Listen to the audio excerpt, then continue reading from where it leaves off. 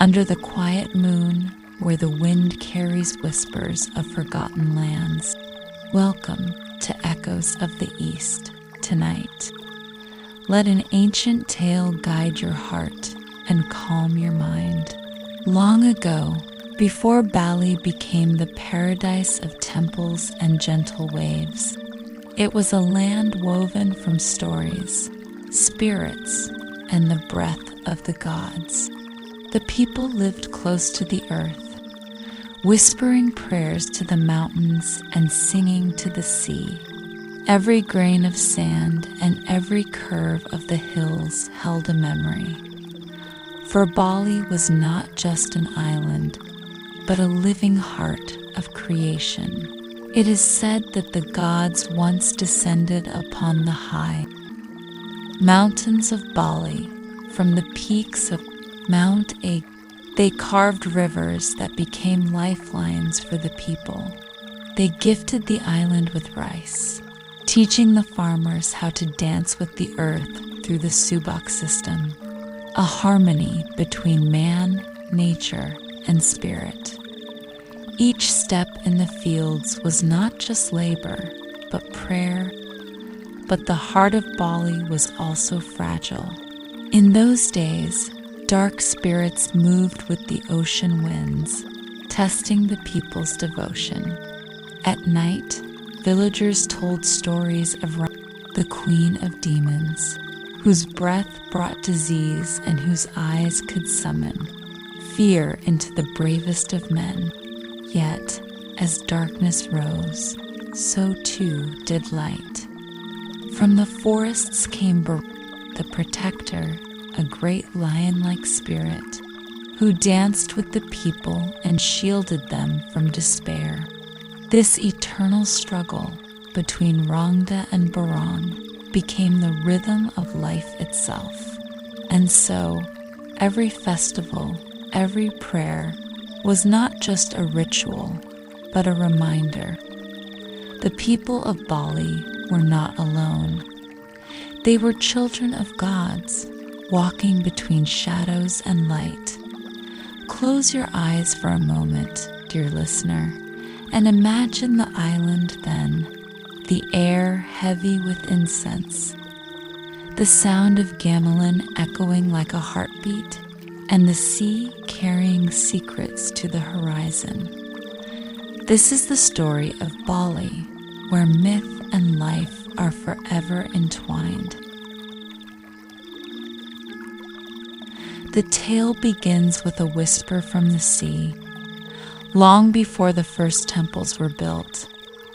Fishermen along the southern coast of Bali would speak of a great serpent that swam beneath the waves. They called it Naga Basuki, the guardian serpent, who coiled itself around the island to protect it from sinking into the depths. Its scales shimmered like moonlight, and when it stirred, the tides would rise and fall. But the serpent was not alone. Deep in the forests, a rival spirit watched.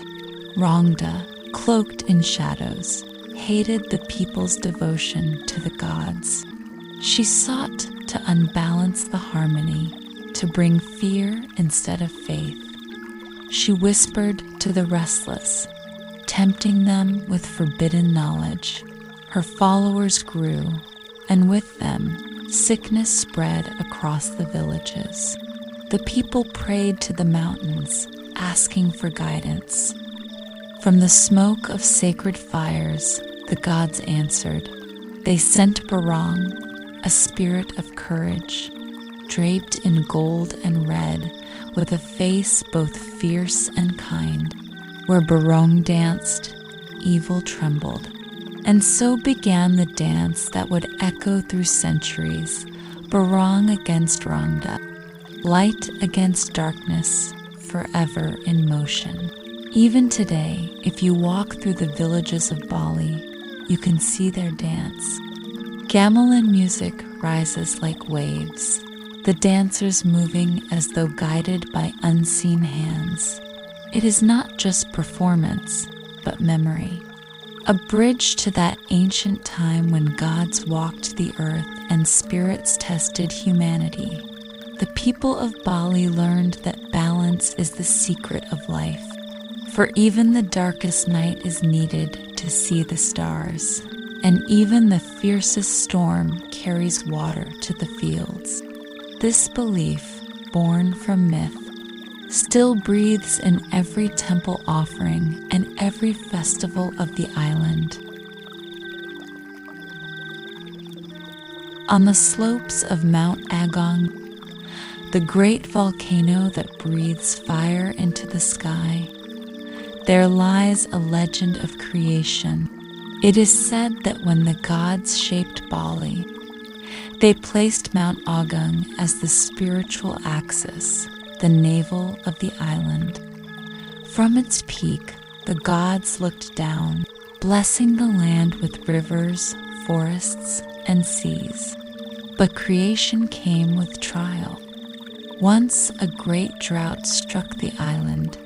The rice fields dried, the rivers shrank, and the people's prayers seemed unanswered. Desperate, the priests climbed Mount Agong, carrying offerings of flowers, fruit, and holy water.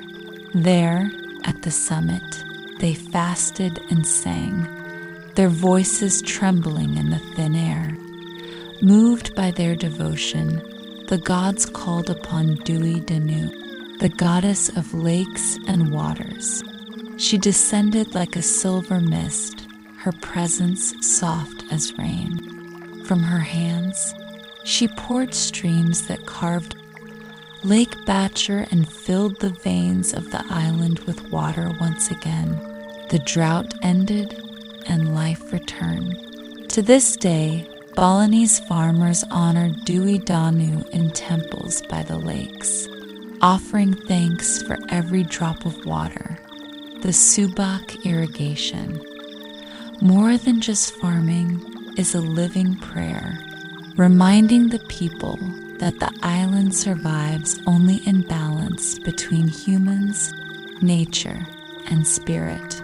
And when you sit by the lakes of Bali under the moonlight, you might feel it, the quiet touch of Dewi Danu, still watching over the waters, her song woven into the ripples. Yet, not all tales speak only of gods and guardians. Some whisper of humans who strayed too far into pride. In an old village near the northern coast, there lived a king who sought to defy the gods. Believing his wealth and armies made him invincible, he refused to offer prayers. His palace was adorned with gold, yet his heart was empty. One night, as he feasted, a stranger cloaked in white entered his hall. The king laughed, demanding the stranger bow. Instead, the figure spoke. Without respect, even kings are but dust. The hall fell silent, for in the stranger's eyes burned the fire of divinity. The next day, storms raged. The sea rose, devouring the king's palace. His wealth was scattered, his people fled, and his name was forgotten. In its place, the village built a temple by the shore, not of gold, but of stone, humble yet eternal. This temple, they say, still stands today, where waves crash and pilgrims bring offerings. It is a reminder that pride crumbles, but devotion endures. As centuries passed, Bali became a meeting place of cultures, yet its heart remained bound to its myths. Traders came with spices, strangers brought new faiths, but the island never forgot the dance of light and shadow. The Barong still danced in courtyards, The priests still prayed to the mountains, and the lakes still shimmered with the blessing of Dewi Danu. Even as kingdoms rose and fell, the people carried their stories, for stories were stronger than stone. Every festival was not just celebration, but renewal. The Galangan, when ancestors returned to visit. The Nyapi, the day of silence, when even the wind seems to pause. These moments tied the people not just to the gods, but to each other. And so Bali endured.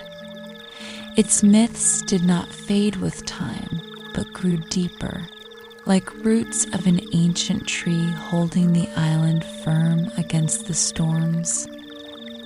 Tonight, as the quiet moon rises once more, we leave Bali not as a tourist island of beaches and temples, but as a living legend, a place where every shadow holds a story, and every story holds a lesson. Close your eyes, dear listener. Hear the sound of waves. Smell the incense drifting through the air. Feel the heartbeat of the gamelan, steady and eternal. Bali speaks not only to the ears, but to the soul. For in Bali, the gods still walk, the spirits still dance, and the people still carry offerings of flowers and love. This is not just myth, it is memory, woven into the island itself. May this story guide your dreams tonight. As the whispers of Bali follow you into sleep,